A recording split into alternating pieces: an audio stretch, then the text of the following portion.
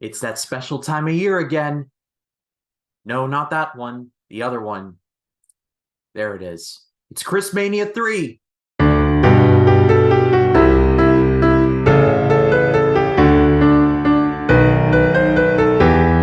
Hello, everyone. My name is Ryan Cam, and welcome to the start of Christmania 3. This is the sister series to Scary Mania, where all throughout the month of December, up to December 25th, I'm going to be covering a lot of Christmas movies, one review a day throughout the month of December, stopping at Christmas Day. I've already done this twice. The playlists are already on the channel, so go check those out if you're so inclined.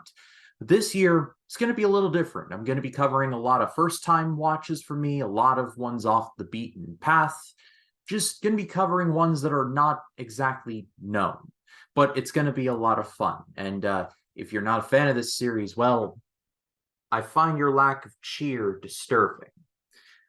Let's get started. Starting off with I'll Be Seeing You.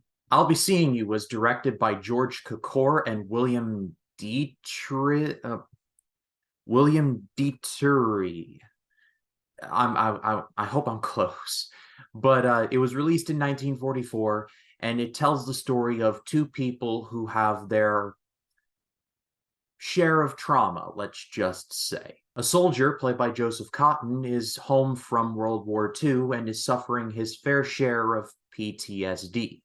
And a woman who is in prison for involuntary manslaughter has been granted an 8-day furlough to celebrate Christmas with her family. The two come together because the soldier is boarding up at her home, or well, her parents' home, and the two end up connecting through their mutual, or not mutual trauma, but their mutual fact that they're both going through a lot. George Cukor directed his fair share of movies in his time. He was one of the directors of Gone with the Wind and directed solo My Fair Lady, starring Rex Harrison and Audrey Hepburn. Love that movie.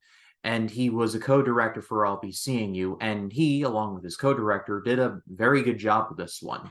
Honestly, I think I'll Be Seeing You is quite underrated, especially when it comes to the trauma and the subjects that this movie decides to deal with, because there seems to be a belief that, like, up to a certain point in, like, our current timeline, mental health wasn't really discussed in movies, even though I seem to recall The Lost Weekend, a pretty heavy movie about a man going through some serious alcoholism and doing very well with that premise. So I don't know, it's a weird flex to say that, like, nobody cared about mental health in movies up till, like, say, the 2020s. It's weird, because I'll Be Seeing You actually handles the subject pretty well. The woman, named Mary Marshall, is played by Ginger Rogers, and she had a long and lengthy career, mostly in musicals like Swing Time and Top Hat.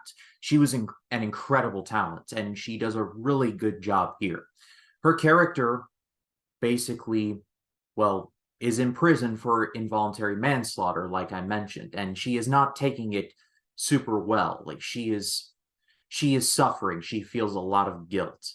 And the movie does a good job of exploring that and how she's reticent to go home because she's afraid of what her family might think of her. There is also a daughter, well, her sister, who's played by Shirley Temple, like that Shirley Temple, like from this commercial. Experience Shirley Temple, brilliantly restored in black and white and in color, to create her first ever DVD collection of its kind. I know she had a lengthy film career, I understand that, but growing up watching Boomerang and Cartoon Network, that ad is, like, burned into my brain. Like, it just will not leave. And Shirley Temple did a good job in this role as well. And really, like I said, the movie tackles the mental health side of things in a very mature way, especially for 1944. I really did appreciate it, and the ending scene in particular is rather touching, with the titular line of "I'll be seeing you" driven home. My one main concern with the movie is just a bit of a question I had about why this woman was granted this furlough. Like, I have never seen a movie up to this point that basically is given the reason for someone leaving prison for, like, a week or a weekend, like, to see family. Like, That just seems odd to me. Like, especially in like days where like there was like involuntary manslaughter, like in the case of this character. It just seems odd. Like I guess it would be easier to buy that she would be released from prison for good behavior. It worked for Jake Blues and the Blues Brothers. I don't know. It was just an odd choice. That's all I will say. But overall, the emotions are well and truly there. This movie is severely underrated, and I give it a heavy recommendation. Go check it out.